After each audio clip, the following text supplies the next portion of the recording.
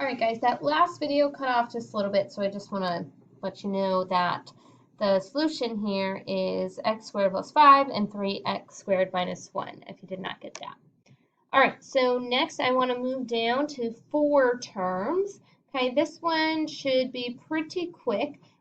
With 4 terms, we're just going to use grouping, and that's what we have been doing right up here. Sorry. Right up here when we factored a trinomial when a was greater than 1. Okay, so that's what we're going to do. We just don't have to break up the middle term, so I actually think it's easier. So the first thing we're going to do is group the first 2 terms together and then group the last 2 terms together. Okay, so when we want to factor a polynomial with 4 terms, that's a cubic, okay, we will group the first 2 terms together and then group the last 2 terms together. Okay, so then we're going to factor out the GCF like we have been doing. So if we look here, we have x cubed and x squared.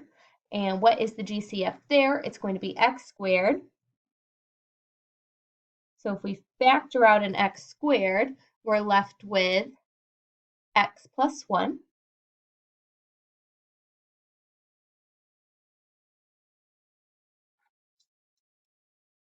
And then for negative 4x minus 4, our GCF there is going to be a negative 4. So we factor out negative 4.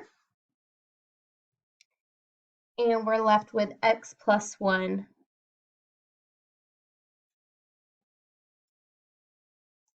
in the parentheses. All right, then step 3 is to factor the common binomial. So notice that we have 2 binomials that match here. We have x plus 1, x plus 1. So that's going to come out here, x plus 1. And then what's left? X squared minus 4.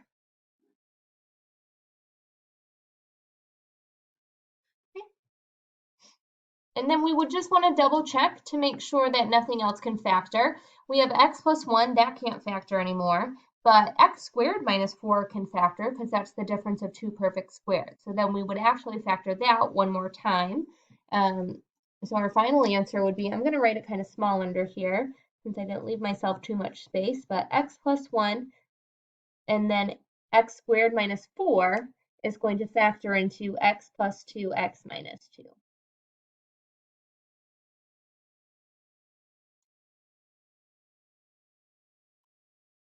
And that would be this polynomial of 4 terms factored completely.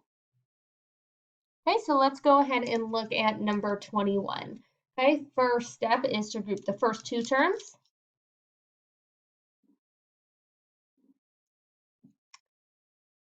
And then the second 2 terms. And then find the GCF. So the GCF of x cubed and x squared is going to be x squared. Okay, and what's left? X cubed divided by x squared is x. X squared divided by x squared is 1, so that's x minus 1.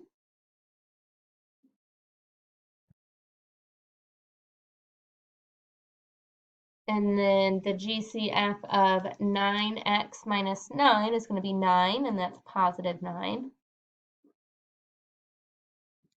And we're left with x minus 1. Now remember, if your 2 binomials that you have don't match, then you've done something wrong. Okay, so we do have ones that match, and that's x minus 1 and x minus 1, so we'll go ahead and pull that out.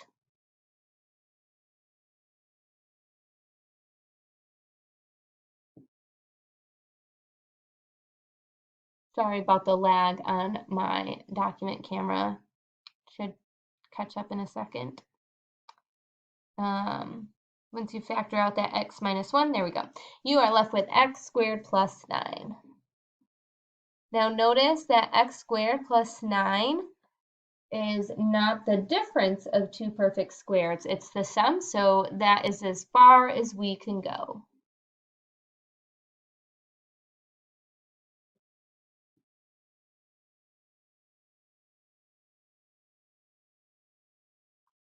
All right, it's the same thing for 22 and 23. I want to keep this video as short as I can since I already gave you guys two videos.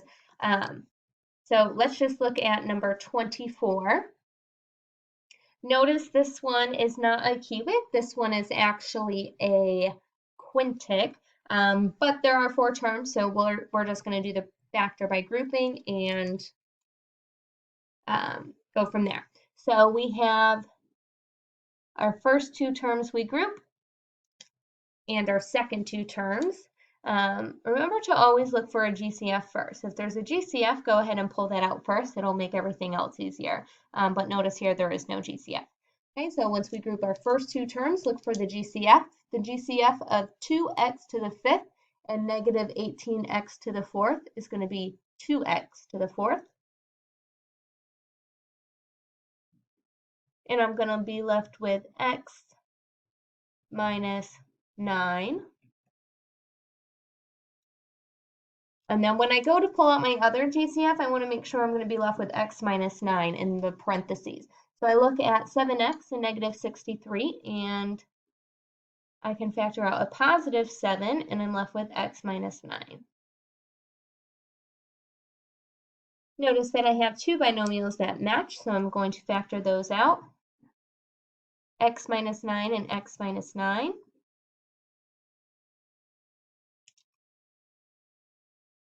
And then I'm left with 2x to the fourth plus 7.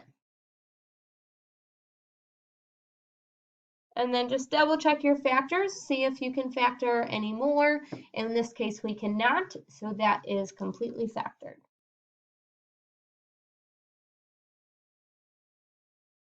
All right, guys, and that is the lesson for this week. I will look for some other videos that might be useful that I will attach. And if you have any questions, please reach out.